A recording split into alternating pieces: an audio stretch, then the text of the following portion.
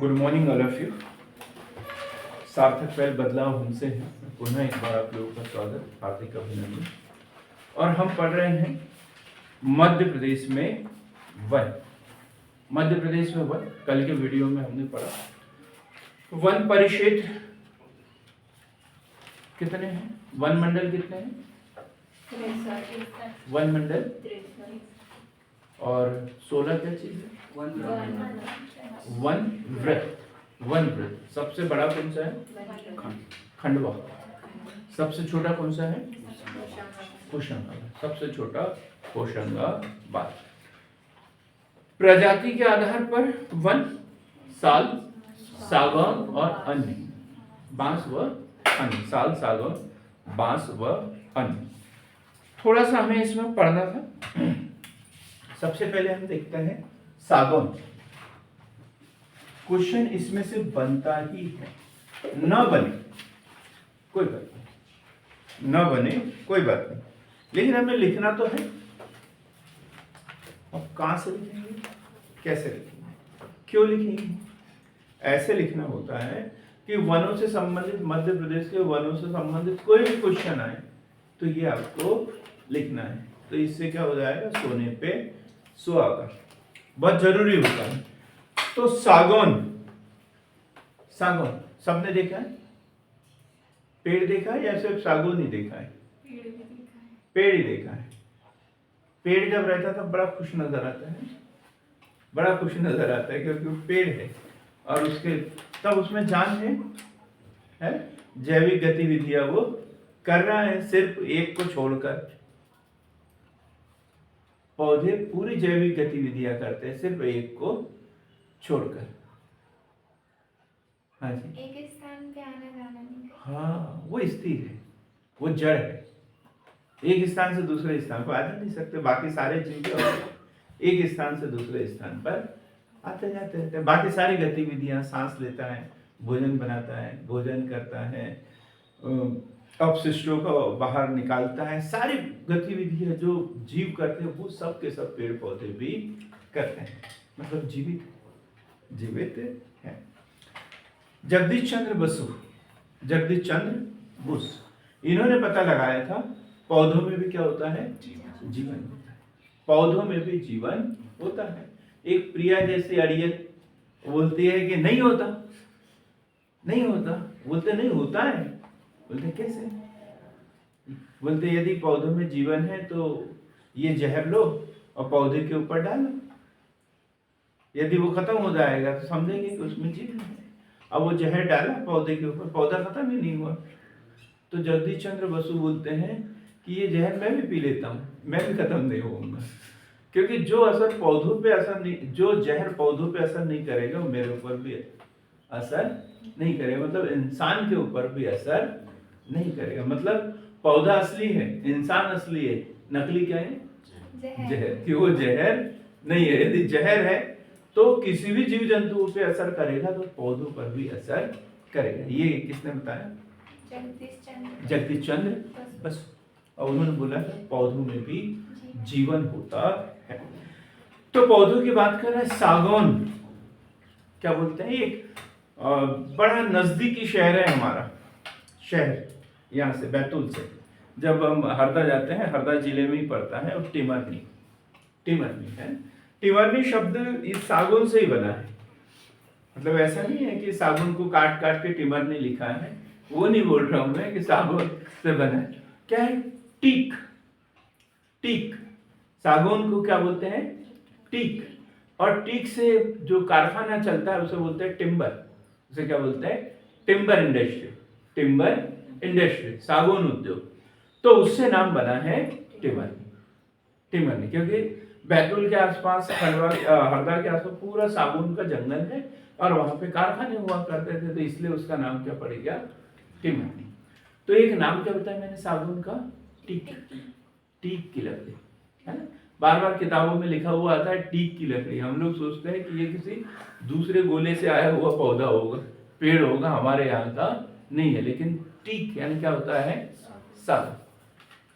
इसका वैज्ञानिक नाम क्या है, वैज्ञानिक नाम कोई बता दे, सागौन का वैज्ञानिक नाम? Tectona grandis, tectona grandis, tectona grandis. यह मध्य प्रदेश में सबसे अधिक पाया जाने वाला पौधा, यह मध्य प्रदेश में सबसे अधिक पाया जाने वाला पौधा सागौन कितने प्रतिशत पर पाया जाता है? 19.36, 19.36%। मतलब राउंड फिगर में अपन इसको कितना बोल सकते हैं? 20%, लगभग 20% भाग पर पाया जाता है। और विशेष रूप से ये होशंगाबाद की बोरी घाटी, बोरी घाटी, होशंगाबाद की बोरी घाटी, जबलपुर, बैतूल, यानी टिम्बर इंडस्ट्री या जो लकड़ी के कारखाने सबसे ज्यादा कहाँ है, ऐसा क्वेश्चन बनता है तो जबलपुर उत्तर होता है उसका। जबलपुर, बैतूल, सागर, छिंदवाड़ा, छिंदवाड़ा, मंडला में किस काम में आता है ये सागर?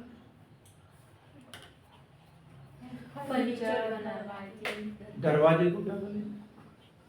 भवन निर्माण सामग्री, भवन निर्माण सामग्री और फर्नीचर, भवन निर्माण सामग्री और फर्नीचर। अभी तो हमें ऐसा दिख रहा होगा चलो, अब तो सब कुछ लोहे का दिख रहा है, यहाँ लकड़ी का क्या है? लकड़ी का यहाँ तो मुझे सिर्फ गेट दिख रहा है, बाकी कुछ नहीं है, और गेट भी नकली लग रहा है, सागौन का तो है नहीं है, ऐसा सोच सकते हो आप लोग। लेकिन आज से यदि हम 15-20 साल पहले, 50 साल पहले यदि जाते हैं तो हर चीज लकड़ी की बनी होती थी, है ना? छत भी लकड़ी का, बल्लियां लगी रहती, दीवारों में जो खंबे लगे हुए होते थे, जैसे अभी लोहे सीमेंट के बीम बनते हैं, पहले लकड़ी के खंबे बने हुए होते थे, सब कुछ लकड़ी का ही बना होता था। और सागौन का क्या है, घुन नहीं लगता उसमें, घुन नहीं लगता, तो इसलिए क्या अक्सर भवन निर्माण करने में सागौन का इस्तेमाल किया जाता था, सागौन का इस्तेमाल किया जाता था। लेकिन चूंकि अब सब लोग इसी का इस्तेमाल करेंगे तो सागौन बचेगा नहीं, तो इसलिए अब इसके ऑप्शन आने लग गए ढेर सारे, तो अब इसकी बचत भी होने लगती है। अब दूसरा महत्वपूर्ण वृक्ष कौन सा पढ़ा अपन ने? साल। पहला सागौन, टेक्टोना ग्रैंडिस या टीक, और दूसरा साल।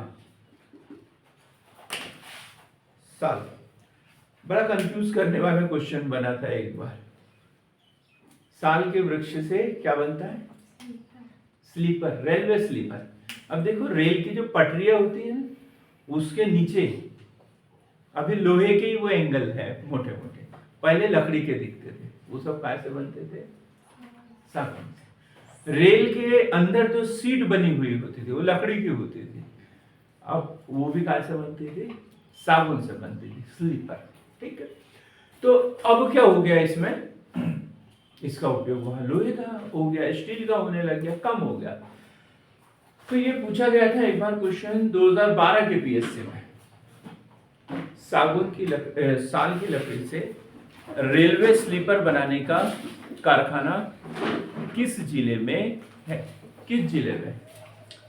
तो सब लोग जो दूर दराज के थे, दूर दराज के मतलब जम्मू कश्मीर की बात नहीं कर रहा हूं, दूर दराज के मतलब जो जैसे पन्ना, छतरपुर, मंडला, इन लोगों ने तो को पता था कि किस जिले में आता है। लेकिन जो बैतूल में रहते हैं, जो होशंगाबाद में रहते हैं, उनको पता था कि जब हम भोपाल जाते हैं तो बीच में क्या पड़ता है? बुधनी पड़ता है। और बुधनी कहाँ है? कहाँ है बुधनी? नहीं, कहाँ है? कहाँ है? होशंगाबाद के पास में है। होशंगाबाद और नर्मदा नदी पार करो तो बुधनी, इस साइड में होशंगाबाद, उस साइड में बुधनी, तो बुधनी यानी क्या? होशंगाबाद। सबको पता है, देखा है, उसके बावजूद लोगों ने होशंगाबाद जिले को टिक किया था। कई लोगों ने बहस भी कर ली, बोले ऐसा कुछ नहीं है, वो एक आदमी का खेत इधर है, रहता उधर है, किसी का खेत इधर है, रहता उधर है, कोई उधर रहता है, खेत इधर है, ऐसा बोले ज्यादा दूर नहीं है, होशंगाबाद ही सही होगा। लेकिन नहीं, प्रशासनिक दृष्टिकोण से जो विभाजन हो गया है तो वो नर्मदा जो है वो विभाजन रेखा है सीहोर और होशंगाबाद के बीच में। सीहोर नर्मदा नदी के इस साइड में दक्षिण में होशंगाबाद और उत्तर पश्चिम में सीहोर, उत्तर पश्चिम में सीहोर। तो किस जिले में आता है? सीहोर में आता है। और बड़ा कंफ्यूज कर दिया था इस क्वेश्चन ने, लोगों को यकीन ही नहीं आ रहा। अब एक काम करना, 2012 के पीएससी का पेपर उठा के देखना प्री का, तो ये क्वेश्चन आप लोगों को मिल जाएगा। इसका बॉटनिकल नाम है शोरिया रोबुस्टा। बॉटनिकल नाम क्या है? शोरिया रोबुस्टा, शोरिया रोबुस्टा। और इसका क्या बताया था? Tectona grandis, tectona grandis, tectona grandis. और टीक भी बताया था, लेकिन टीक वैज्ञानिक बॉटनिकल नाम पूछे तो टीक भी दिया रहेगा तो उस पर क्लिक मत कर देना, नहीं तो गड़बड़ हो जाएगा। वो उसका व्यवसाय कॉमर्शियल नाम है। कहाँ पाया जाता है? मंडला, बालाघाट, सीधी, शहडोल, सीधी, शहडोल। और उपयोग काय में है? रेलवे स्लीपर, रेलवे स्लीपर, वाहन व भवन निर्माण, फर्नीचर, पुलिया निर्माण, खंबे आदि में, खंबे आदि में। तीसरे नंबर पे कौन सा लिखेंगे? बांस। क्या बात है, बांस, बांस। इसका बॉटनिकल नाम कोई बताएगा क्या? गुड, बहुत शानदार। डेंडोकलेमस, डेंडोकलेमस स्ट्रिक्स, डेंडोकलेमस स्ट्रिक्स, बांस। ये मध्य प्रदेश में उतना ज्यादा मतलब थर्ड नंबर पे पाया जाता है जरूर नहीं, लेकिन व्यावसायिक दृष्टिकोण से इसका बहुत अधिक महत्व है। पाया जाता है बालाघाट, बैतूल, जबलपुर, सिवनी,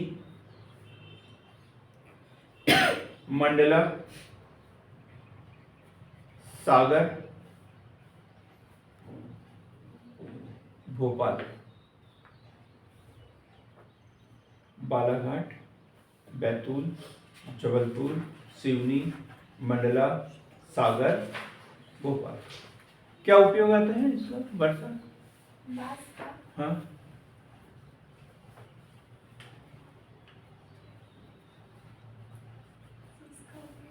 टोकरी वगैरह बनाने में, हाँ जी, टोकरी बनाने में, सजावटी सामान, सजावटी सामान बनाने में। आपके हाथ में जो है वो कागज, कागज। कागज में सबसे महत्वपूर्ण उपयोग क्या है इसका? कागज। बाकी जो है वो फालतू है, उसकी जगह कुछ भी इस्तेमाल कर सकते हैं, लेकिन कागज में सिर्फ और सिर्फ बांस। बस। ठीक है, तो इसका सबसे महत्वपूर्ण उपयोग कागज, कागज, लुगदी, टोकरी, चटाई,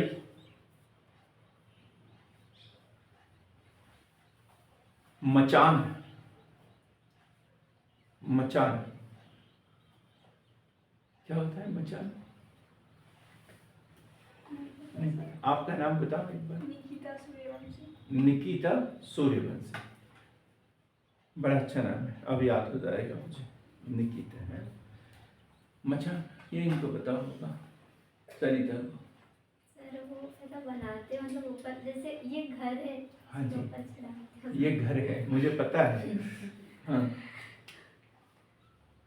मचा टाइप का रहता है ना, जो घर के ऊपर झोपड़ी। डाला जाता है, झोपड़ी की। झोपड़ी बोलेंगे सीधा, मचान यानी क्या होता है? झोपड़ी। जैसे कोई दीवारें वगैरह लकड़ी की बनी हुई है सब कुछ, और छत जो है वो भी लकड़ी का ही बना दिया जाता है, बांस का, तो उसे क्या कहते हैं? मचान। उसे क्या बोलते हैं? गांव में अक्सर होता है, उसे क्या बोलते हैं? मचान।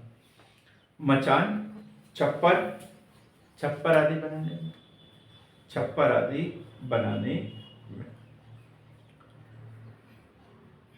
2017 क्या है?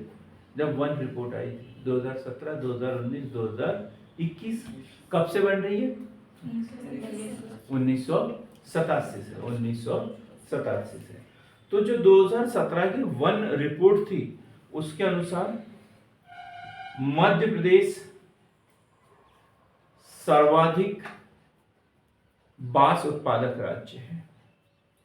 सर्वाधिक बांस उत्पादक राज्य है, अर्थात इसे क्या बोलते हैं? बांस राज्य। सोया प्रदेश, टाइगर स्टेट, बांस राज्य, ये सब मध्य प्रदेश के नाम है। चलो अब उन लोगों को भी खुश कर देते हैं जो इसका इस्तेमाल करते हैं। अमरदीप जी नाराज मत होना है।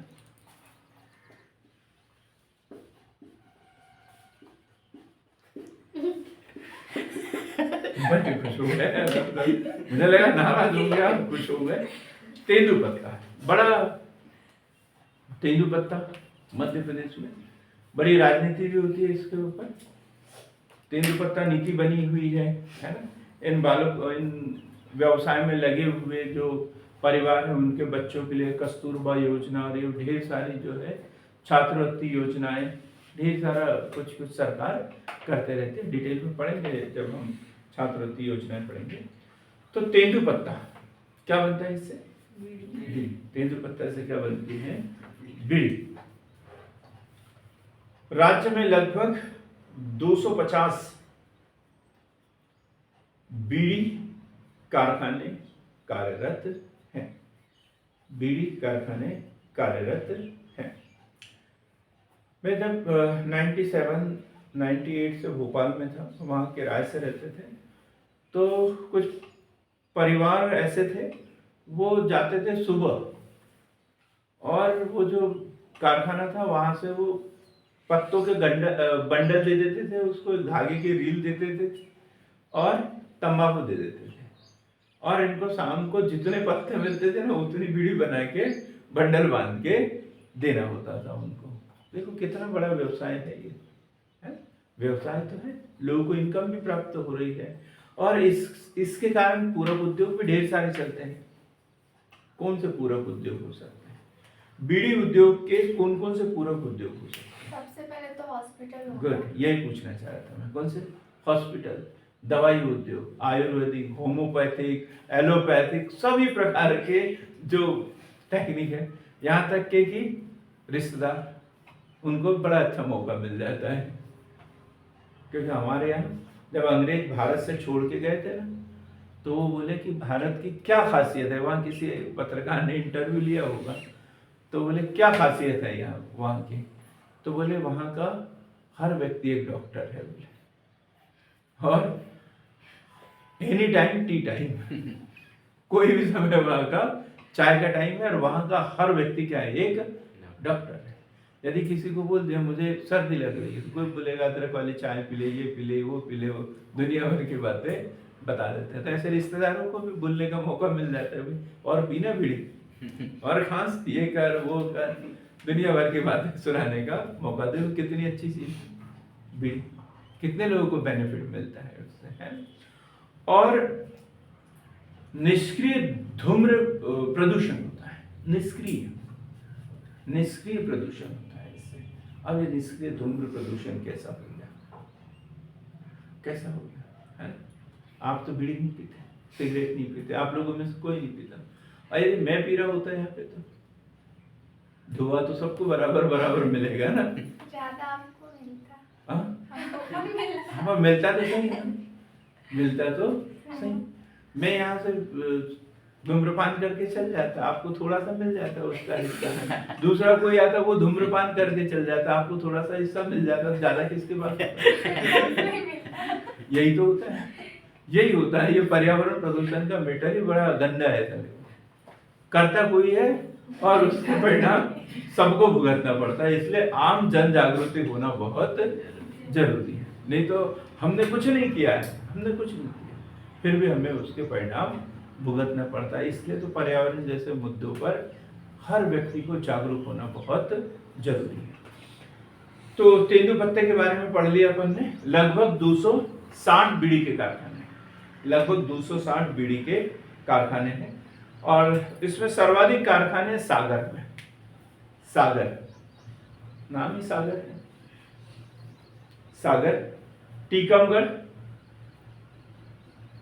छतरपुर, भोपाल, जबलपुर, रीवा,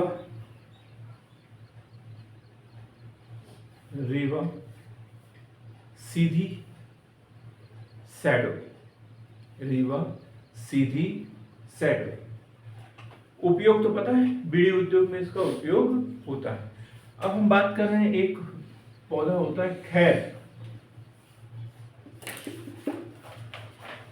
पान खाए, खाना है ना एक, क्या है, अब मुझे नहीं पता, करे होठ लाल लाल, उसके आगे का पता है, बीच के दो शब्द नहीं पता।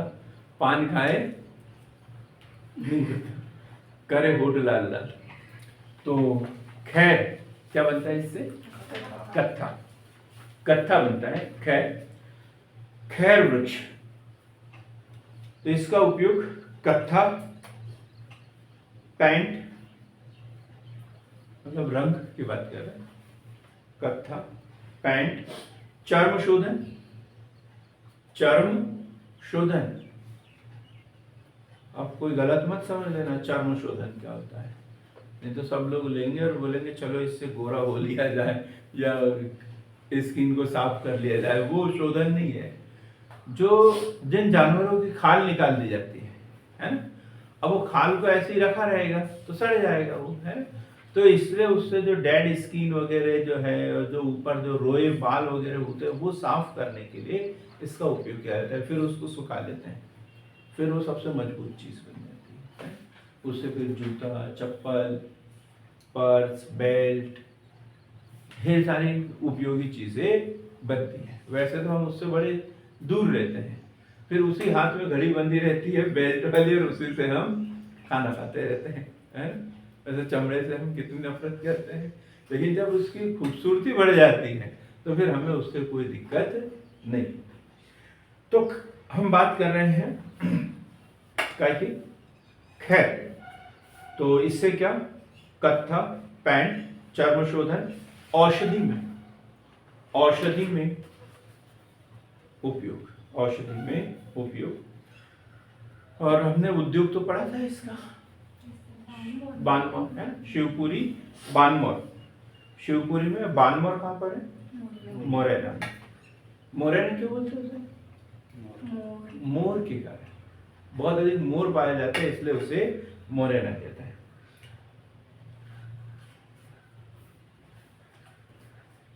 अब लिखेंगे हर्रा, हर्रा, हर्रा वृक्ष, हर्रा। ये बिहाड़ा तो देखा है आप लोगों ने, है? आप लोगों ने देखा है बिहाड़ा? बेहड़ा, बेहड़ा कहाँ देखा है? हमारे खेत में इसका पेड़ है। आपके खेत में पेड़ है? इसका क्या? बेहड़ा का। आप लोगों ने देखा? लेक देखा है आपने? सर वही वाले देखे वो जो बकरी खाते होते हैं। हाँ, और फिर अपन खाते हैं। पहले बकरी खाती है, फिर अपन खाते हैं। अपन नहीं खाते, मैं नहीं खाता, आप खाते हो, हम नहीं खाते। पहले बकरी खाती है, फिर अपन खाते हैं, मैं नहीं खाता भाई। तो यदि किसी ने नहीं देखा हो तो ये देख लो, ये बड़ा वाला पेड़ है, ये यहाँ पे रोड पे ही है ना, बड़ा वाला पेड़, वहाँ नीचे बिहाड़े पड़े रहते हैं। तो बकरी के खाने का इंतजार मत करना, खुद ही जा लेना, चले जाना, लेके आ जाना, उसको तोड़ के उसके अंदर का जो गुदा है उसे खा लेना। नहीं तो बैठे रहोगे, बोले कि आजा बकरी पहले खा ले फिर मैं खाऊंगा, ऐसा मत करना। तो हर्रा और बिहड़ा ये एक जैसी चीजें होती है। तो यह बहुउपयोगी वृक्ष है, बहुउपयोगी वृक्ष है। हर्रा वृक्ष के फलों में, हर्रा वृक्ष के फलों में 35 से 40% टैनिंग, टैनिंग, टैनिंग पाया जाता है।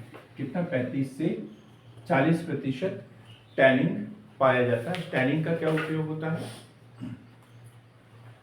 जैसे अभी बताया ना, कत्थे का उपयोग किया जाता है। वैसे ही अब देखो, बिहाड़ा जो है या हर्रा जो है, हर्रा जिसे कहते हैं, ठीक है, बेड़ा हर्रा, ये क्या होता है, इसका जो ऊपरी आवरण होता है बहुत टाइट होता है, हार्ड होता है ना, अपन दांत से नहीं तोड़ सकते, उसको पत्थर से फोड़ना पड़ता है। जैसे बादाम का कवच जो होता है हार्ड होता है, वैसे इसका। फिर उसको थोड़ा सा बारीक कूट लेते हैं और बारीक कर लेते हैं, तो एकदम वो क्या हो जाता है, जैसे क्या वो स्किन साफ करने के लिए कौन सा वो फेस, टेल्कम पाउडर, नहीं नहीं नहीं, वो तो सॉफ्ट करने के लिए होता है। एक और होता है ना, क्या बोलते हैं सर, स्क्रब। क्या होता है? स्क्रब। तो स्क्रब के टाइप होता है ये। तो उससे जो चर्म शोधन में इसका उपयोग किया जाता है, ये टैनिन कहलाता है। ठीक है, क्या लिखा इसमें? टैनिन की मात्रा बहुत अधिक। प्रमुख उत्पादक जिले छिंदवाड़ा, जबलपुर, श्योपुर, बालाघाट, ढेर सारे जिले। उपयोग: चर्म शोधन, पैंट, औषधि, औषधि है? कौन सी औषधि बनती है? कौन सी औषधि बनती है? सर खांसी के हाँ काम में आते हैं, लेकिन मुझे समझ में नहीं आ रहा है। हाँ, खांसी के काम में आता है। एक इसको तोड़ लेते हैं, छिलका ही उसका, उसको भून लेते हैं और उसका पाउडर बना के लेकिन वो ये खिलाते दो हैं। में से एक कौन सा है? ये हर्रा। हर्रा। हाँ ठीक। अब औषधि में और जो आजकल जनरली सब लोग, बहुत सारे लोग, लगभग 50+ या 40+ लोग होते हैं, वो अक्सर इसका इस्तेमाल करते रहते हैं। कायम में चूर्ण नाम सुना आपने? कायम चूर्ण, कायम चूर्ण, पेट सफा, ऐसे जितने भी प्रोडक्ट है, चाहे पाउडर फॉर्म में हो या फिर टेबलेट फॉर्म में हो या साइरप फॉर्म में हो, सब में इसका उपयोग किया जाता है। तो औषधि, खाद्य सामग्री में, खाद्य सामग्री में फिर है लाख,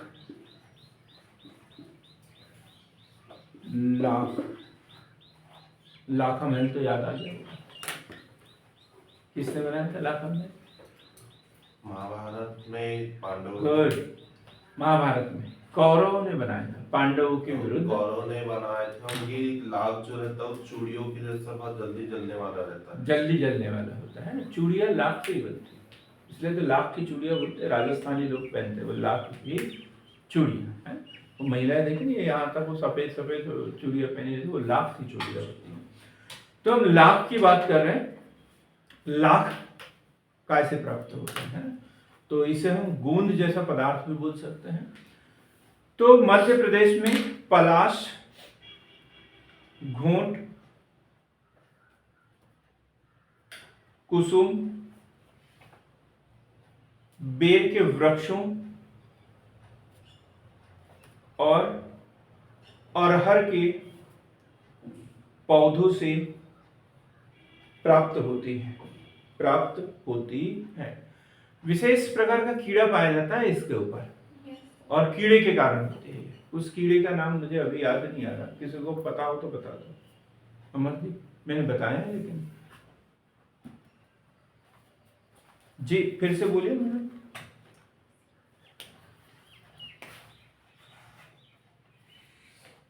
आवाज ही क्लियर नहीं हो रही मुझे। हाँ, रोसीफर लखा, हाँ ठीक है।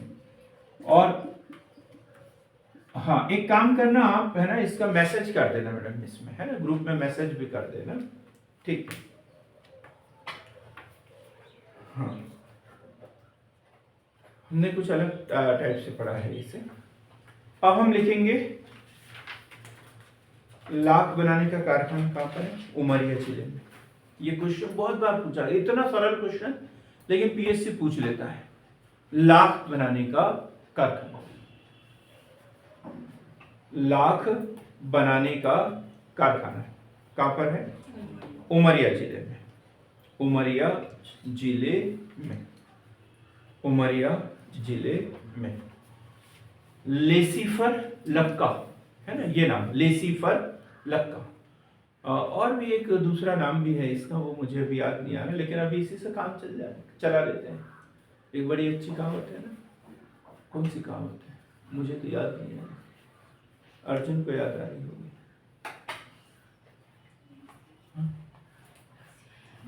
लाख नहीं, मैं कहावत बता रहा था, ये वो जो उसका ओरिजिनल नाम हमें याद नहीं आ रहा अभी। तो लेसीफर लक्का से ही काम चला लेते हैं। एक कहावत भी है, समय पड़ा बाका तो गधे को कहा काका। तो वैसे इसी से अभी हम काम चला लेते हैं। तो आगे हम पढ़ेंगे भिलावा। भिलावा,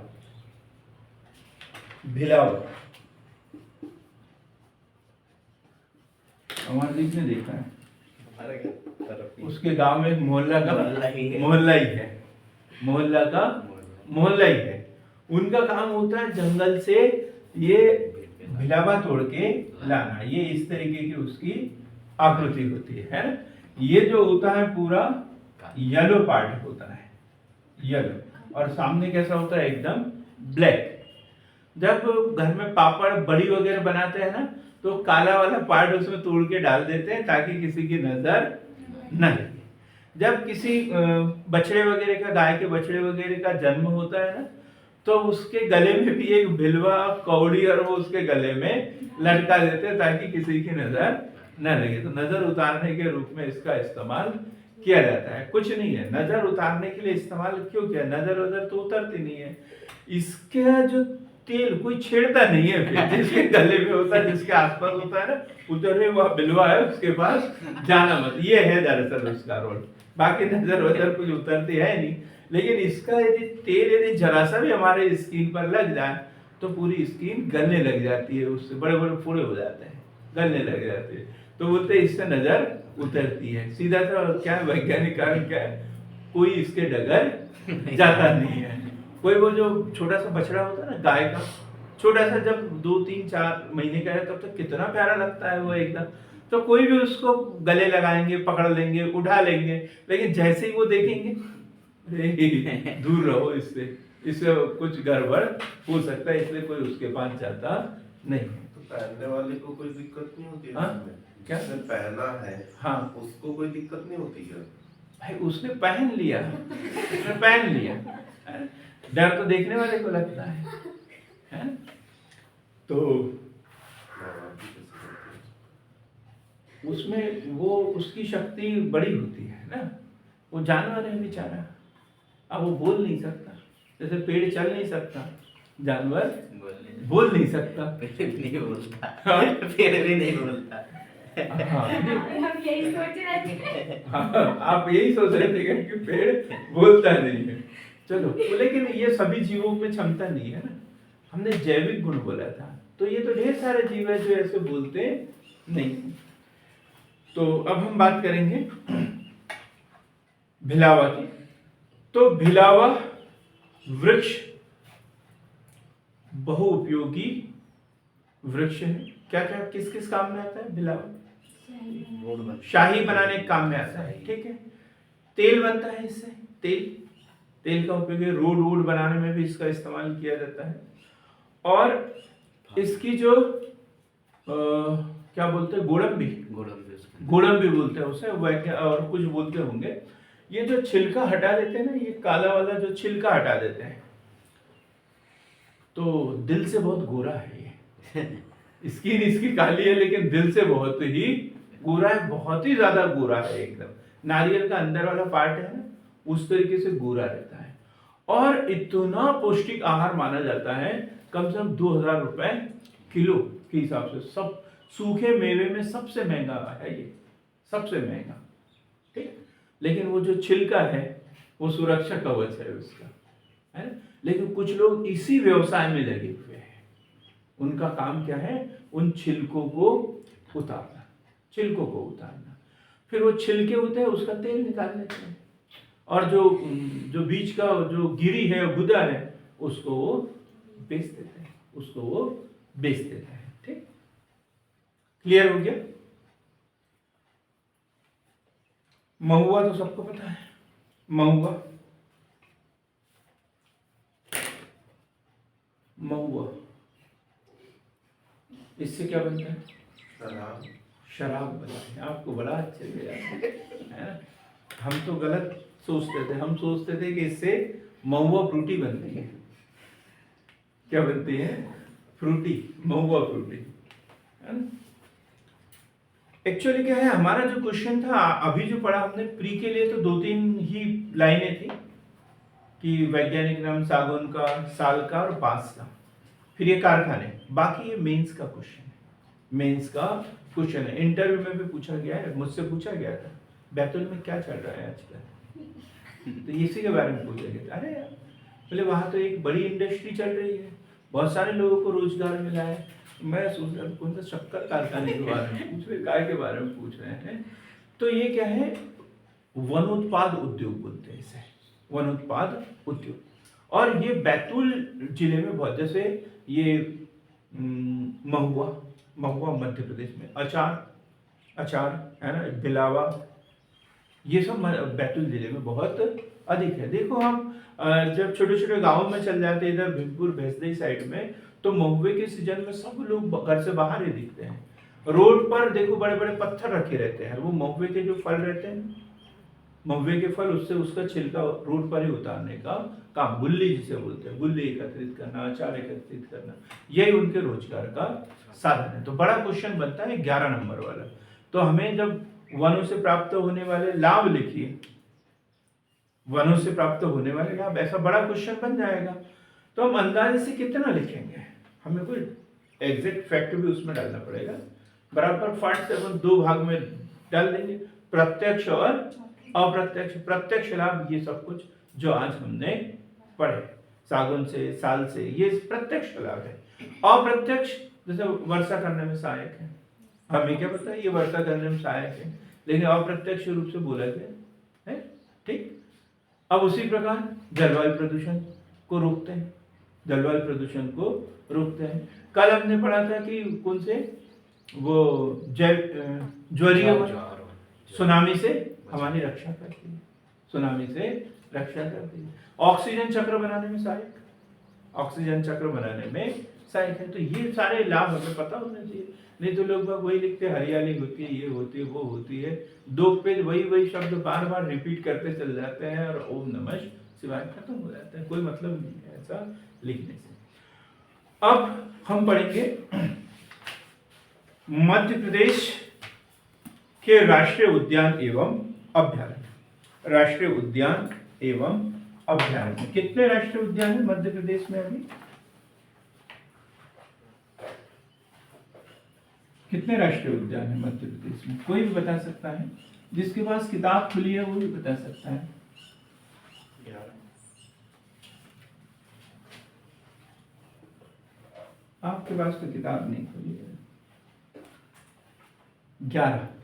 11 राष्ट्रीय उद्यान और लगभग 25-26 अभ्यारण्य, 25-26 अभ्यारण्य है।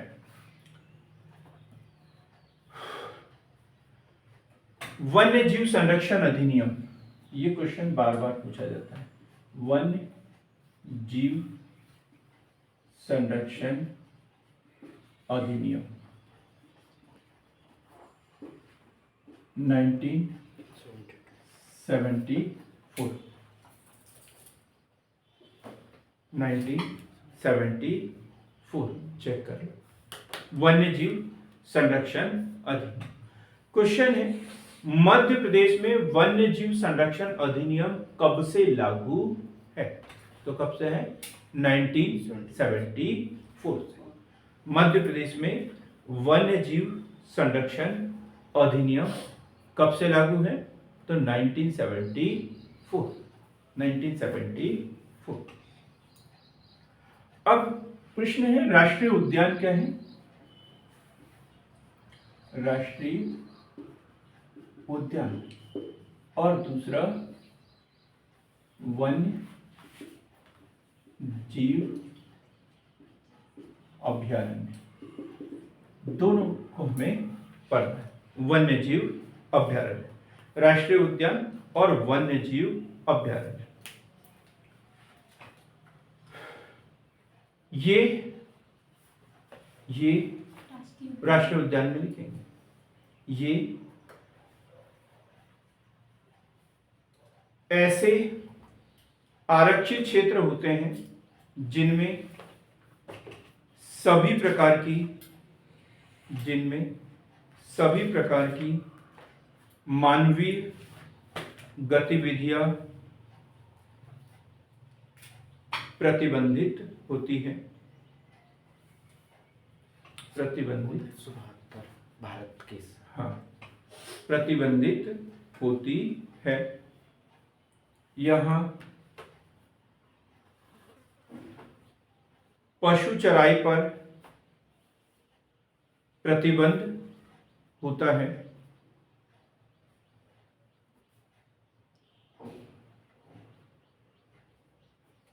सामान्यतः यह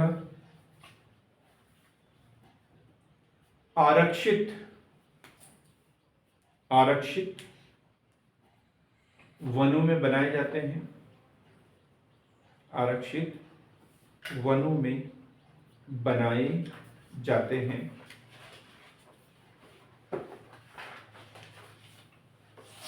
भारत का पहला राष्ट्रीय उद्यान कौन सा है? जी, ये मध्य प्रदेश का है। हम भारत की बात कर रहे हैं। भारत का पहला राष्ट्रीय उद्यान है हेली नेशनल पार्क, 1936 में बना था। ये अब किस नाम से? Jim Corbett. अब इसे जिम कॉर्बेट के नाम से जाना जाता है। ये कहां पर है?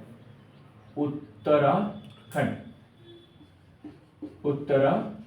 में, जिम कॉर्बेट। कब बना था? 1936। पहले क्या बोला जाता था? Heli national park. और अब क्या नाम है इसका? Jim Corbett.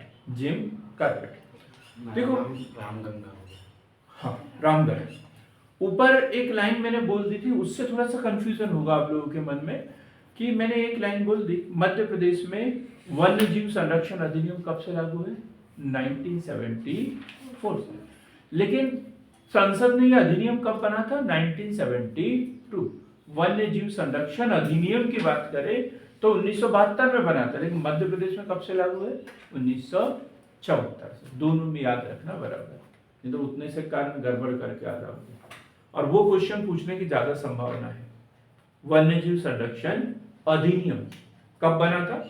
1972 में। मध्य प्रदेश में कब से लागू है ये? 1974 से 1974। क्लियर हो गया राष्ट्रीय उद्यान के बारे में? है? कौन करते हैं इसकी घोषणा? राज्य सरकार करती है। सुनो, शुरुआत, क्योंकि वन राज्य सरकार की नीति है। राज्य सरकार इसकी घोषणा करती है, लेकिन अनुमति कौन देगा उसे? केंद्र सरकार देती है। अब हम बात करते हैं वन्य जीव अभयारण्य।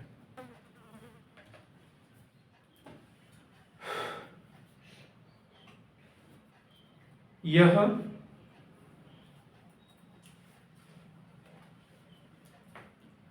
संरक्षित क्षेत्र होते हैं जहां वन्य जीवों को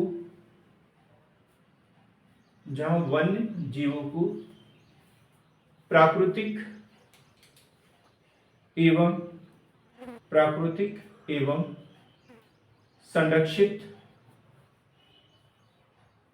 सुरक्षित लिखेंगे। संरक्षित के स्थान पर अच्छा शब्द सुरक्षित होगा। सुरक्षित वातावरण में रखा जाता है। इनमें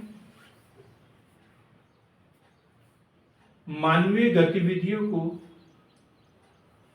क्या होगा? प्रतिबंध होगा या क्या होगा? सीमित रूप में, है ना? सीमित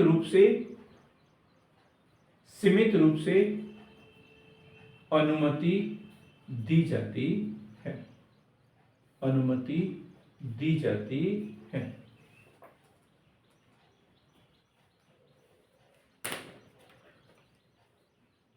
और ये अधिकांशतः या सामान्यतः लिखेंगे, ये सामान्यतः संरक्षित वनों में बनाए जाते हैं।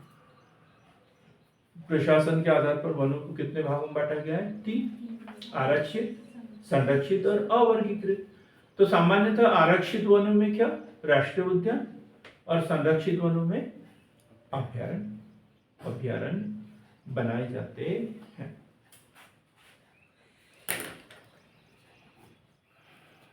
भारत का पहला वन्य जीव अभयारण्य कौन सा है? जैसे राष्ट्रीय उद्यान तो पढ़ लिया अपने, भारत का पहला कौन सा? हेली नेशनल पार्क, जिसे जिम कॉर्बेट कहते हैं, उत्तराखंड के रामगढ़ में। ठीक, कब बना था? 1936। ऐसे भारत का पहला वन्य जीव अभयारण्य कोई बता सकता है? ऑनलाइन वाले बता सकते हैं, ऑनलाइन वाले बता सकते हैं। आप लोग जी जयंत? नहीं यार, नीलगिरी तो नहीं है। जैव आरक्षित क्षेत्र है नीलगिरी, जैव आरक्षित क्षेत्र है पहला भारत का। मिथानामा वन्य जीव अभयारण्य 1887 सिक्किम में। मिथानामा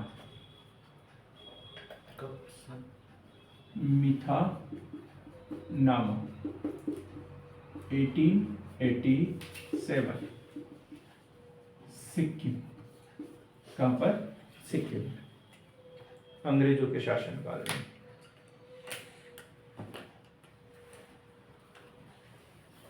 क्लियर हो गया? अब हम पढ़ेंगे हाँ,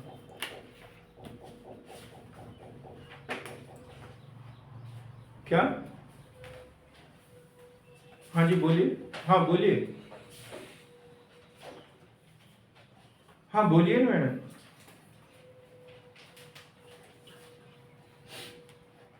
ठीक है, अब हम पढ़ेंगे इसी से संबंधित एक tiger project. Tiger project, tiger project या प्रोजेक्ट टाइगर,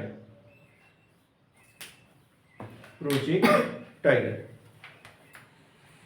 भारत सरकार ने इसकी शुरुआत कब की थी? प्रोजेक्ट टाइगर, बाघों को सुरक्षित करने के लिए। 1975। नहीं जी, बहुत नजदीक पहुंच गए, लेकिन 73। 1973 भारत सरकार ने 1973, और मध्य प्रदेश में 1974। कान्हा किसली राष्ट्रीय उद्यान से। मध्य प्रदेश में 1974 कान्हा किसली राष्ट्रीय उद्यान से। कितने बाघ हैं मध्य प्रदेश में? 2018 की जो रिपोर्ट है उसके अनुसार 526 बाघ हैं। 2018 के रिपोर्ट के अनुसार 526 बाघ है। देश में सर्वाधिक है, इसलिए क्या बोला जाता है इसे? टाइगर स्टेट बोला जाता है, बाघ राज्य बोला जाता है। अब ऐसे ही थोड़ी बोल देंगे बाघ राज्य मध्य प्रदेश को, एक फोटो लगा दी बाघ की और बोल दिया बाघ राज्य है। नहीं, बाघों की संख्या सर्वाधिक है। बीच में कर्नाटक हो गया था, बीच में 2 साल के लिए कर्नाटक भी रहा है बाघ राज्य। भाई गिनती होगी और जहां ज्यादा रहेंगे उसे बाघ राज्य बोला जाएगा। तो अभी वर्तमान की जो रिपोर्ट है तो उसमें दूसरे स्थान पर कर्नाटक है 524। छोड़ ले 2 यहाँ से, तो यहाँ पे 524 हो जाएंगे, वहां 526 हो जाएंगे, वो बाघ राज्य बन जाएगा 524। और तीसरे स्थान पर है उत्तराखंड 442, 526, 524 और 442। मध्य प्रदेश, कर्नाटक, उत्तराखंड, मध्य प्रदेश, कर्नाटक, उत्तराखंड। अब हम एक एक राष्ट्रीय उद्यान को पढ़ेंगे। कितने मध्य प्रदेश में? 11। 11 में से सबसे पहले पढ़ेंगे हम कान्हा किसली राष्ट्रीय उद्यान। देखो भारत का या मध्य प्रदेश का है, इसको भी जरा ध्यान से देखना पड़ता है और गड़बड़ कर देते हैं लोग, है ना। जैसे अभी इन्होंने निकिता ने बोल दिया था कान्हा किस लिए मध्य प्रदेश का है, ना कि भारत के दृष्टिकोण से। ठीक, किस जिले में आता है ये? हाँ जी, मंडला। किसी ने छत्तीसगढ़ पे बोला क्या? मंडला। किस जिले में? मंडला जिले में आता है। मध्य प्रदेश का पहला राष्ट्रीय उद्यान,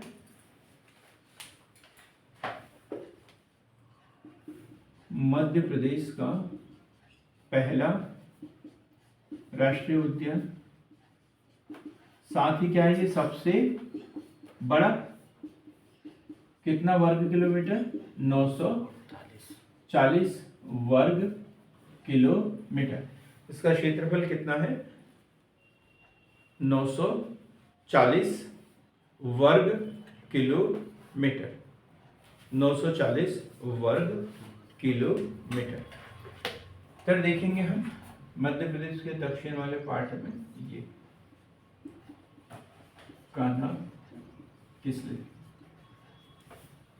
राष्ट्रीय उद्यान, कान्हा किसली राष्ट्रीय उद्यान मध्य प्रदेश का सबसे बड़ा। हम इसकी शुरुआत करते हैं तो सबसे पहले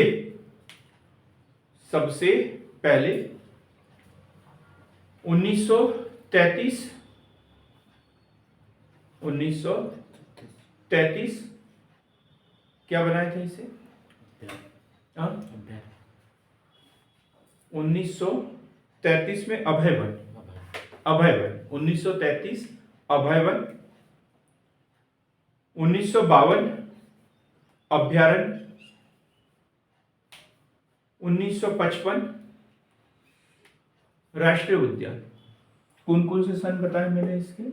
1932-33 सबसे पहला, फिर 1952, फिर 1955, फिर 1974। तो ये अभय वन, अभ्यारण्य, राष्ट्रीय उद्यान नेशनल पार्क और प्रोजेक्ट टाइगर के रूप में इसे घोषित किया गया। याद रखना है, प्रोजेक्ट टाइगर। बार बार ये पूछा जाता है, यहां से नदियां बहती है कुछ, यहां से नदियां बहती है, कौन कौन सी नदियां बहती है? ये ऐसे क्वेश्चन पूछते हैं अक्सर पीएससी, अब ऐसे क्वेश्चन ज्यादा पूछने लगते हैं। अब ये तो नहीं पूछेगा आप लोगों से कि कान्हा किसली राष्ट्रीय उद्यान किस जिले में है? अर्जुन जैसा ही आदमी गलत जवाब दे सकता है, बाकी सब तो सही देंगे। तो आपको पता है किस जिले में? मंडला जिले में, पक्को में?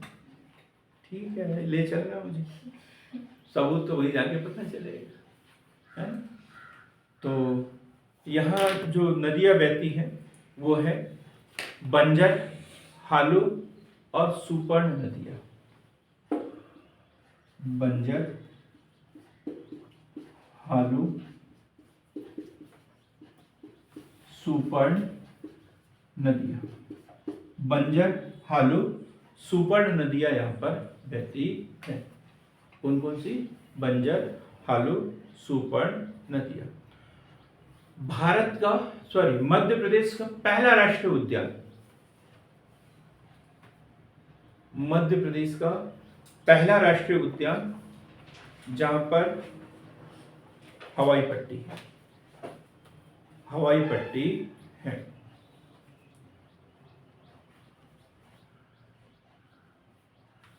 काय के लिए प्रसिद्ध है राष्ट्रीय उद्यान? किस प्रजाति का? ब्रैडरी प्रजाति का बारहसिंगा, ब्रैडरी प्रजाति का बारहसिंगा। 2017 में एक शुभंकर जारी हुआ इसका, क्या नाम है? भूरसिंगा बारहसिंगा। किसने? रोहन चक्रवर्ती ने जारी किया, डिजाइन किया था रोहन चक्रवर्ती ने।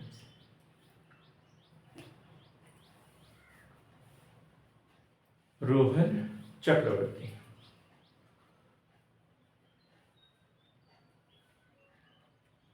घाटियां भी है, नदी है तो घाटियां भी होगी, और नदियों के नाम पर ही घाटियां भी है। बंजर घाटी, हालो घाटी, बंजर घाटी, हालो घाटी प्रमुख दर्शनीय स्थल।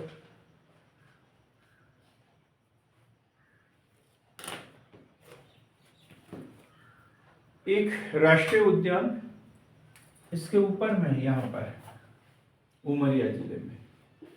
कौन सा है? बांधवगढ़, बांधवगढ़ राष्ट्रीय उद्यान।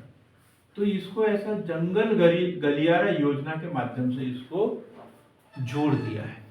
जंगल गलियारा योजना किसके लिए है? दर्शकों के लिए, जो यहाँ पे आए हैं वो यहाँ पर भी आके देख ले, इसके लिए सुविधाजनक है क्या? काय के लिए? वर्षा क्यों सोच रहे हो इतना? बाउंसर तो नहीं हो रहा? हाँ, नहीं हो रहा, समझ में आ रहा है? पक्का? हाँ, तो फिर ये जंगल गलियारा योजना काय के लिए? वो नहीं पता। वो नहीं पता, ताकि जंगली जानवर बड़ा घर हो जाए उनका, एक स्थान से दूसरे स्थान पर चले जाए, इसलिए जंगल गलियारा योजना बनाई गई है कि ये राष्ट्रीय उद्यान के जीव जंतु यहाँ चल जाए, इधर की इधर भी आ सकते हैं। पहले उतने में ही सीमित थे, दुनिया उनकी छोटी सी हो गई थी, अब क्या कर दी? बड़ी कर दी, आने जाने की सुविधा। जैसे नदी जोड़ो परियोजना की है, नदी जोड़ो परियोजना, बड़ा अच्छा कॉन्सेप्ट है, नदी जोड़ो परियोजना। हाँ, क्या है इसका? नदी जोड़ो परियोजना, नदियों को जोड़ा जाता है आपस में, आपस में जोड़ा जाता है। क्यों? अटल बिहारी वाजपेयी के द्वारा चालू की थी। अटल बिहारी वाजपेयी जी द्वारा इसकी शुरुआत की गई थी। और क्या वो खुश थे इस बात से? क्या वो इस बात से खुश थे? जब उनके पास में प्रपोजल गया और सामने वाले ने क्वेश्चन उठाया, पहले तो उन्होंने योजना ये कर दी, शुरुआत कर दी, फिर बंद हो गई उनके समय में, फिर बाद में इसको जोड़ा गया केन बेतवा लिंक परियोजना। क्योंकि ये क्या है? सीधा नदी जोड़ो परियोजना मेरे हिसाब से प्रकृति के साथ में सीधा हस्तक्षेप है। अरे नदियां तो आपस में जुड़ी हुई है, पहले से जुड़ी हुई है भाई, वो ढलान के हिसाब से बहती है, और जिस नदी से उसका कनेक्शन है उसी नदी में जाकर मिलती है।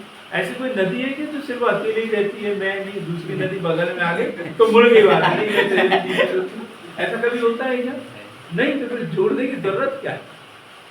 मेरी व्यक्तिगत राय, नदियों को जोड़ने की जरूरत क्या? वो प्रकृति का नियम है कि हर नदी किसी से न किसी से जुड़ी हुई है, और हम उसकी दिशा बदल रहे हैं, ये वो, तो मतलब हम तो डिस्टर्ब कर रहे हैं उसको, परेशान कर रहे हैं, और फिर उसमें बाढ़ आएगी यदि हम उसकी धारा मोड़ देंगे।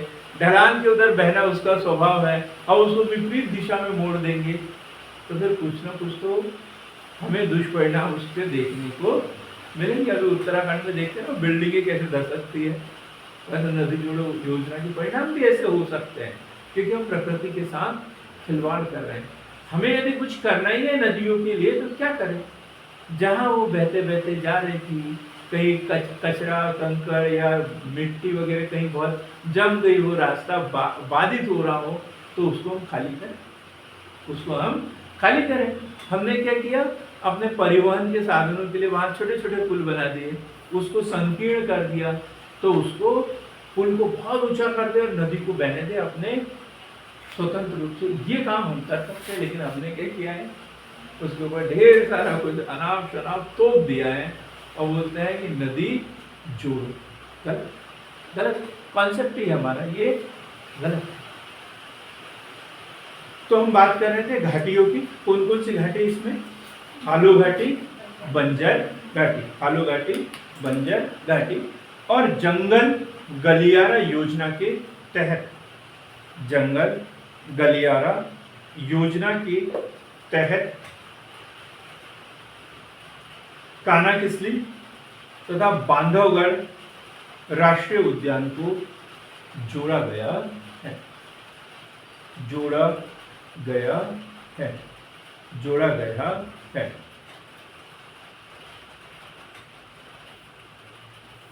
वहां पर एक सर्वेक्षण हुआ था, बाघ, बाघ जो है, बाघ भी पाए जाते हैं इसमें। तो उसके ऊपर एक सर्वेक्षण हुआ था और उसमें ये सामने आया कि उसमें एक मेटाबोलाइट्स नामक एक केमिकल पाया जाता है जिसके कारण बाघ जो है वो तनाव में रहते हैं, बाघ जो है वो तनाव में रहते हैं। तो कौन सा, तेलंगाना की एक संस्था थी, उन्होंने वहाँ सर्वे किया था। तो कौन सा केमिकल पाया था बाघों में?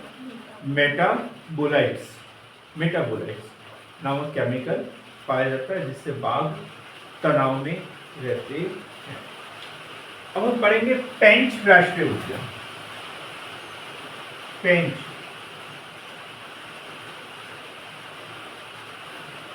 पेंच राष्ट्रीय उद्यान, पेंच राष्ट्रीय उद्यान किस जिले में है ये? सिवनी, छिंदवाड़ा, महाराष्ट्र, महाराष्ट्र, सिवनी, छिंदवाड़ा, महाराष्ट्र। इसका दूसरा नाम है इंदिरा गांधी, इंदिरा गांधी प्रियदर्शनी नेशनल पार्क। सिर्फ इंदिरा गांधी की बात करें तो तमिलनाडु में है। इंदिरा गांधी प्रियदर्शनी नेशनल पार्क की बात करें तो पेंच राष्ट्रीय उद्यान का दूसरा नाम, पेंच राष्ट्रीय उद्यान का दूसरा नाम। क्षेत्रफल इसका 293 वर्ग किलोमीटर, 293 वर्ग किलोमीटर, 293 वर्ग किलोमीटर। 1997 में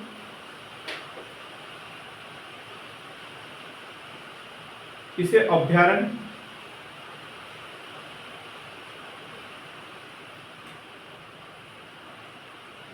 अभ्यारण्य 90 क्या बोले 1997 नहीं 1977 में अभ्यारण्य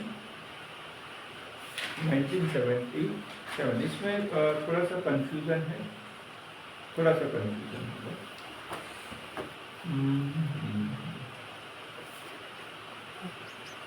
1997 में 1992 में प्रोजेक्ट टाइगर, 1992 में project tiger, project tiger 1992 project tiger क्या बताएं? 1977 में अभ्यारण्य, हाँ यही मेरे दिमाग में चल रहा है। 77 में उसे अभ्यारण्य बनाया गया है, 1977 में अभ्यारण्य बनाया गया। 1983 में इसे राष्ट्रीय उद्यान बनाया गया। अब क्लियर हो गया, 1983 में अभ्यारण्य और 92 में क्या? Project tiger. इससे संबंधित 3 वर्ष है ना, 1977, 1983, 1992। तो यहां पर क्या? अभ्यारण्य, अभ्यारण्य ये नेशनल पार्क और ये प्रोजेक्ट टाइगर, प्रोजेक्ट टाइगर। एक हमारे मित्र हैं, वो एक इंस्ट्रूमेंट चलाता है, बूमरैंग जिसे कहते हैं, बूमरैंग। इंटरनेशनल स्तर पर उन्होंने भारत को रिप्रेजेंट किया है, फ्रांस में, नेपाल में, जापान में गए हुए हैं। बूमरैंग वो अलग अलग आकार का होता है और अलग अलग दूरी तय करते हैं। एक गोले में खड़े होते हैं और वहां से वो उसे फेंक देते हैं। वो 50 फीट, 60 फीट, 70 फीट दूर जाता है और गोल राउंड घूमते हुए उन्हीं के पास आता है और उसी गोले में रख के वो कैच कर लेता है ना, बूमरैंग। ये जो बूमरैंग है ये सबसे पहले किसके हाथ में देखा गया था? मोगली के हाथ में। मोगली, आप लोगों ने तो देखा होगा जंगल जंगल पता चला है, उसके बाद में आप लोगों को पता है क्या है। अच्छा अच्छा, आपको सब कुछ पता रहता है। तो ये मोगली लैंड थी। तो ये जो मोगली लैंड वाली बात है, जो मोगली है इसी राष्ट्रीय उद्यान में पाएगा। लिखेंगे इस बात को। पेंच नदी इस अभयारण्य से होकर बहती है।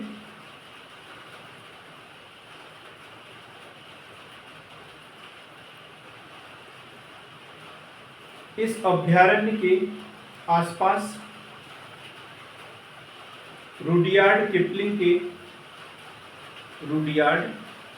किपलिंग के प्रसिद्ध द जंगल बुक का वास्तविक कथा क्षेत्र है। द जंगल बुक का वास्तविक कथा क्षेत्र है।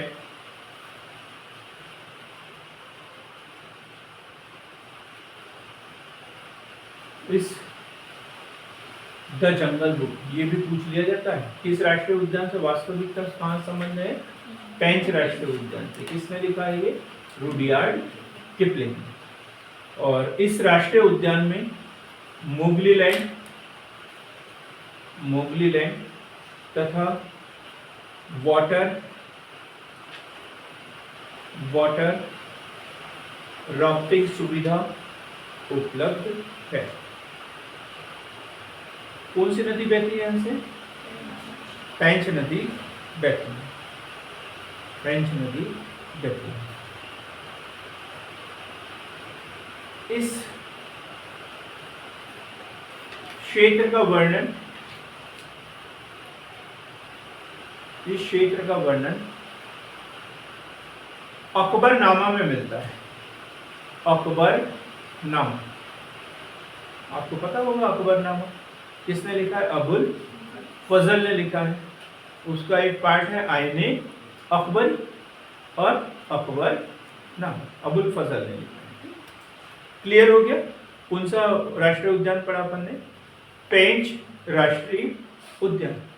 कौन कौन से जिलों में आता है? सिवनी, छिंदवाड़ा और महाराष्ट्र का कौन सा जिला होगा वहां नजदीक में? नागपुर होगा ना, उधर नागपुर ही लगा हुआ है छिंदवाड़ा से। ठीक है। अब हम पढ़ेंगे बांधवगढ़ राष्ट्रीय उद्यान। बांधवगढ़ राष्ट्रीय उद्यान तीसरे नंबर पे। बांधवगढ़ राष्ट्रीय उद्यान। बांधवगढ़ राष्ट्रीय उद्यान किस जिले में है ये? उमरिया जिले में। बहुत बढ़िया, उमरिया जिले में। क्षेत्रफल है 448.84 वर्ग किलोमीटर। 448.84 वर्ग किलोमीटर। 1968 में राष्ट्रीय उद्यान बनाया इसे।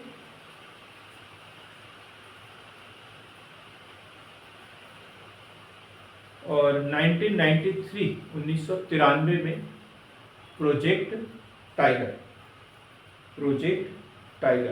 के रूप में, बाघों का घनत्व सबसे अधिक है। क्वेश्चन बार बार एग्जाम में पूछा गया है। किस राष्ट्रीय उद्यान में बाघों का घनत्व सबसे अधिक है? मतलब कम क्षेत्र में बहुत अधिक बाघ पाए जाते हैं। बाघों का घनत्व सबसे अधिक 8 प्रति वर्ग किलोमीटर।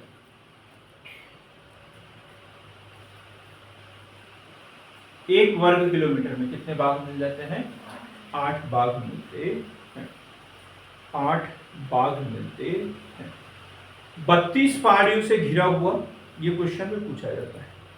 32 पहाड़ियों से घिरा हुआ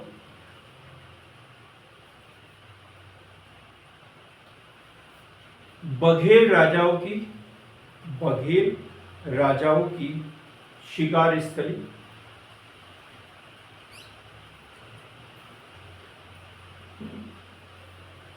शिकार स्थली। चरण गंगा नदी प्रवाहित होती है बीच में इसमें, चरण गंगा नदी प्रवाहित होती है।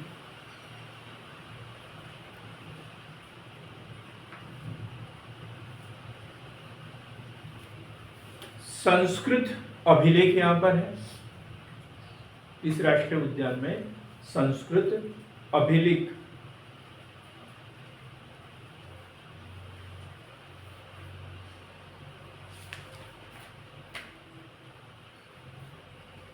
जंगली भैंसों का संरक्षण, जंगली भैंसों का संरक्षण, जंगली भैंसों का संरक्षण।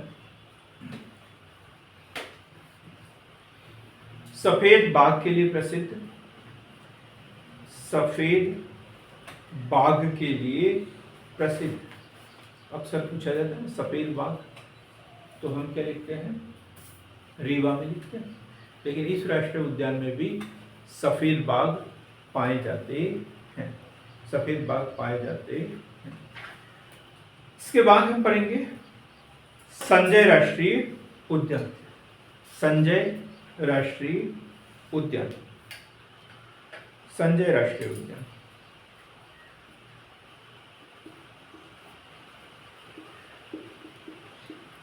संजय राष्ट्रीय उद्यान कहां पर होगा ये संजय? सीधी में है ना? और माधव शिवपुर में। इसमें कंफ्यूज होते हैं, अक्सर कंफ्यूज यहाँ होते हैं। तो संजय, सीधी, माधव, शिवपुरी। तो अभी संजय राष्ट्रीय उद्यान पढ़ रहे हैं। ये सीधी जिले में, पहले क्या नाम था इसका? पहले इसका नाम तो कुछ अलग से था, डुबरी।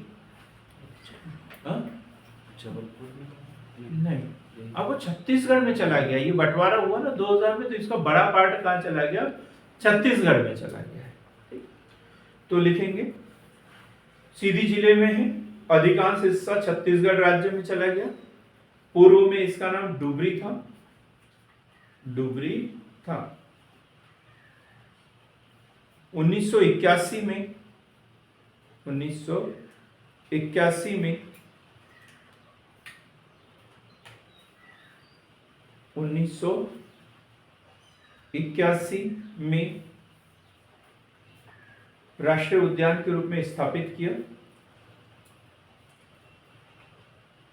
2008 में प्रोजेक्ट टाइगर में शामिल किया गया, प्रोजेक्ट टाइगर में शामिल किया। क्षेत्रफल 467 वर्ग किलोमीटर, 467 वर्ग किलोमीटर। हम तो अभी भी इसे संजय राष्ट्रीय उद्यान ही कहते हैं। पहले डुबरी था, फिर जब मध्य प्रदेश का विभाजन हुआ तो हमने हमारे अंदर जो मध्य प्रदेश में जो पार्ट है इसका नाम क्या रख दिया? संजय। और अधिकांश भाग छत्तीसगढ़ के सरगुजा आदि जिलों में चला गया। और उन्होंने इसका नाम क्या रखा है? गुरु घासीदास। उन्होंने इसी राष्ट्रीय उद्यान का नाम क्या रखा है? गुरु घासीदास, गुरु घासीदास राष्ट्रीय उद्यान, गुरु घासीदास राष्ट्रीय उद्यान।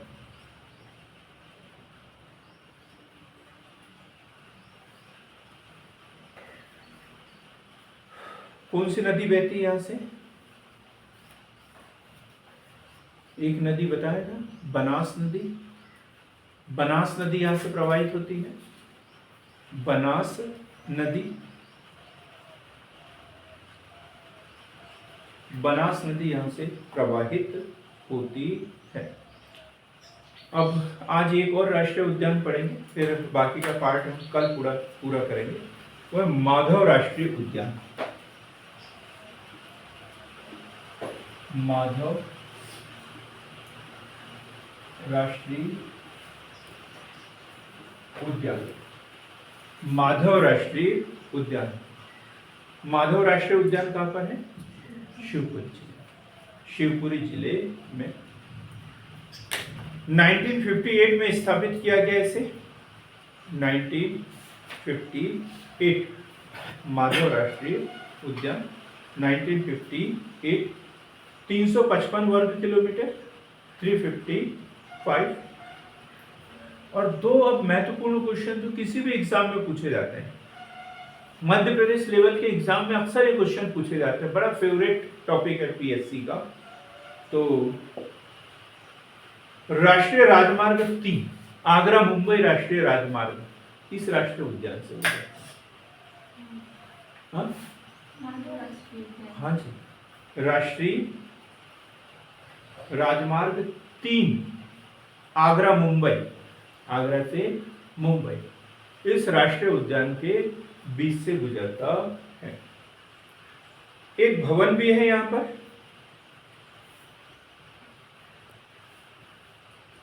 जॉर्ज कैसल भवन। NH3 का दूसरा नाम NH46 भी मिलेगा, पुराना नाम उसका, तो उसको भी देख लेना ध्यान से, नहीं तो पता चला कि 3 याद किया और 46 आया तो छोड़ दिया। वही उसका पुराना नाम, नया सर्वे हुआ तो नया नाम NH3 मिला है उसे। जॉर्ज कैसल भवन है यहाँ पर। शिवपुरी को राजधानी किसने बनाया था?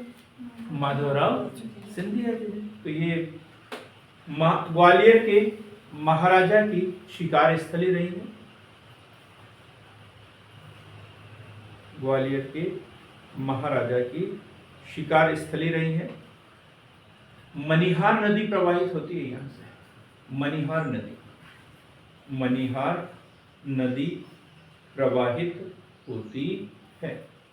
मनिहार नदी यहाँ पर प्रवाहित होती है। 1918 में 1918 में बांध बना दिया इस नदी पर। किस नदी पर? मनिहार नदी पर बांध बना दिया। तो फिर दो चीजें बन गई वहां पर, एक सांख्य सागर और माधव तालाब का निर्माण किया गया। 1918 में बांध बनाकर क्या सांख्य सागर और माधव तालाब का निर्माण किया। यहाँ कंफ्यूज हो जाते हैं, माधव तालाब की जब भी बात आती है तो हमें माधवराव सिंधिया जी का नाम याद आता है और फिर हम कहाँ पहुंच जाते हैं? ग्वालियर पहुंच जाते हैं, लेकिन गलत हो जाते हैं। तो क्या 1918 में मनिहार नदी पर बांध बनाकर सांख्य सागर झील और माधव तालाब का निर्माण कराया गया है। सर्वाधिक तेंदुए इस राष्ट्रीय उद्यान में पाए जाते हैं। बहुत शिकार किया उनका, लेकिन सर्वाधिक अभी भी पाया जाता है। सर्वाधिक तेंदुए यहाँ पर पाए जाते हैं। सर्वाधिक तेंदुए। एक और लाइन लिखेंगे इसमें। यहाँ कौन सा भवन है? जॉर्ज कैसल भवन है जॉर्ज कैसल भवन। ये बहुत बार एग्जाम में पूछा गया। जॉर्ज कैसल भवन किस राष्ट्रीय उद्यान में है? जैसे 32 पहाड़ियों से घिरा हुआ कौन सा? बांधवगढ़। मुख्य पहाड़ी बांधवगढ़ है, इसलिए उसे बांधवगढ़ राष्ट्रीय उद्यान कहते हैं। वह किला भी है, लेकिन उसका नाम तो ये नहीं है, जॉर्ज कैसल भवन। जॉर्ज कैसल भवन कहाँ पर है? माधव राष्ट्रीय उद्यान। 1911 में, अभी आपको एक क्वेश्चन दिया था मैंने, उसमें उत्तर लिखा था आपने, दिल्ली दरबार, है ना? दिल्ली दरबार में कौन आया था? जॉर्ज पंचम। तो जॉर्ज पंचम और महारानी आए थे, तो उनके स्वागत करने के लिए ये किला बनाया गया था। लेकिन वो शायद आए नहीं थे वहां पर, लेकिन बनाया तो नहीं किया था। तो ये याद रखेंगे कि जॉर्ज पंचम और मेरी के स्वागत के लिए 1911 में ये महल बनाया था, जॉर्ज कैसल भवन, लेकिन उनका आगमन नहीं हुआ। तो टोटल 11 राष्ट्रीय उद्यान है। उसमें पहले पार्ट में हमने 5 पढ़ लिए, शेष जो है पार्ट बी में पढ़ेंगे। तो बने रहे सार्थक पहल के साथ में। सार्थक पहल के साथ जुड़ने के लिए, हमारा वीडियो शुरू से आखिरी तक देखने के लिए बहुत बहुत धन्यवाद।